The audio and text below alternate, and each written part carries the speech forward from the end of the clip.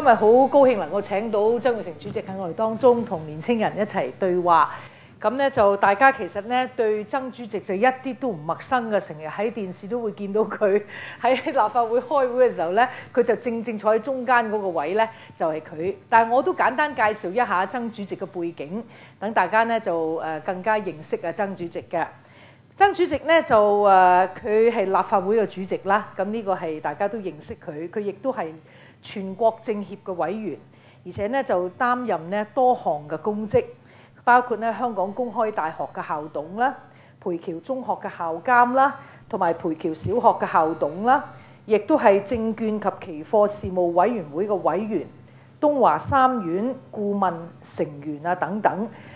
曾主席呢，亦都係以前曾經出任過行政會議啦，同埋培僑中學嘅校長。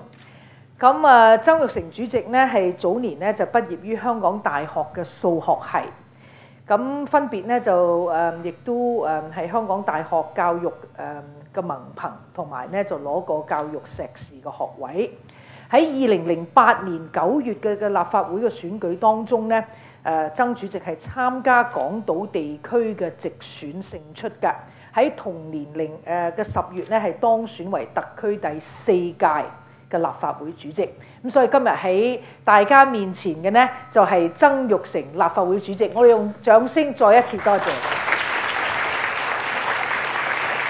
喺我嘅人生嘅各個轉捩點當中呢，我做嘅嘢呢係同我嘅同輩，同我即係同埋年齡同埋嗰個年代嘅人，好少人會去做嘅。咁所以變咗我都唔係一個典型嘅一個例子。咁嗰陣時咧，我做咗校長，係一個好穩定、好即係叫做開始比較有保證啲嘅一個工作啦。咁好需唔需要走去搞政黨？咁咧就咁啊甩咗學校嗰份工，校長嗰份工都冇埋。乜走去搞政黨？搞政黨你有即係直選，你要參選。參選你即係做咗議員之後咧，好中意仲要做埋保皇黨。因為我呢個人咧就自細由讀書開始都係屬於跳皮嗰隻，即係唔係好聽先生話嗰隻。點知竟然走去做咗保皇黨。咁然後咧就做咗議員之後咧，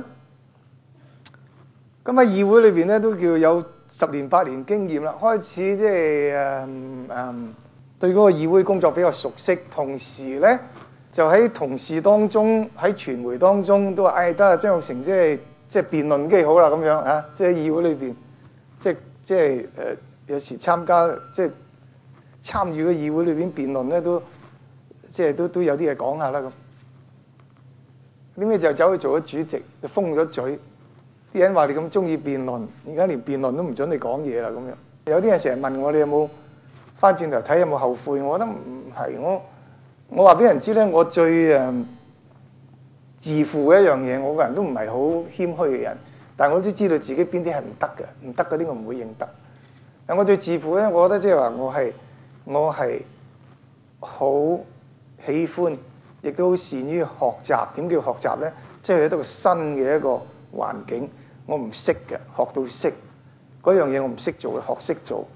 咁呢個時間咧，我就交俾同學咧，可以有機會咧，就即係問問題。我希望同學可以多啲機會咧，趁呢個機會多啲了解下曾主席啦，亦都多啲了解下曾主席咧喺立法會嘅工作。咁呢個對於同學咧去認識香港咧有好大嘅幫助。我係嚟自孔教學院何國佩珍中學嘅同學吳楚學。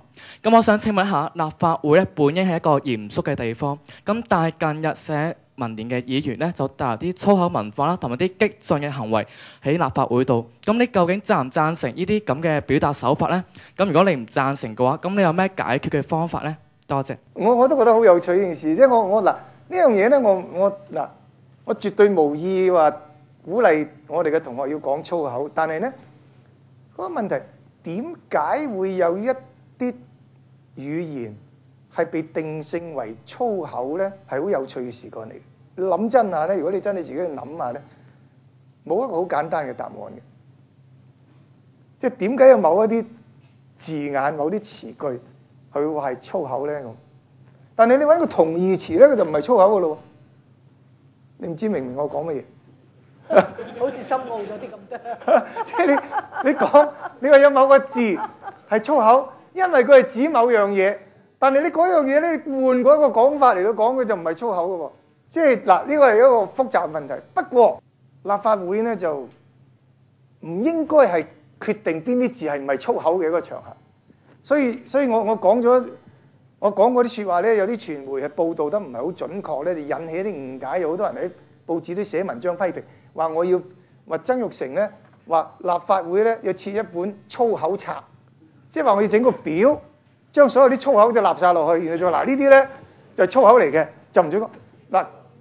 絕對我哋唔會咁做，因為呢個唔係立法會嘅功能，唔係由我哋嚟到定邊啲係粗口，邊啲唔係粗口。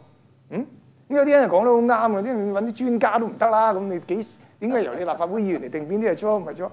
咁所以咧，我係答嗰個同學話：我贊唔贊成？我係唔贊成。唔單止話我唔認為粗口應該可以容許，就有一啲即係社會大眾大多數人認為唔應該喺呢個場合裏邊講嘢都唔應該。咁呢啲都唔係香港獨特嘅，全世界其他地方啲議會咧都有呢樣嘢，所以非議會用語係咁解啦。Unparliamentary language， 即係嗰啲字唔應該喺議會裏邊講。咁人哋有呢啲咁嘅表嘅，唔係話粗口表，即係話主席裁決咗，議長裁決咗呢啲詞唔應該用嘅，呢啲字眼唔應該就唔應該用噶啦，就擠咗落個表度，大家唔好講啦。咁我覺得即係點樣解決咧？咁我就會咁樣做法。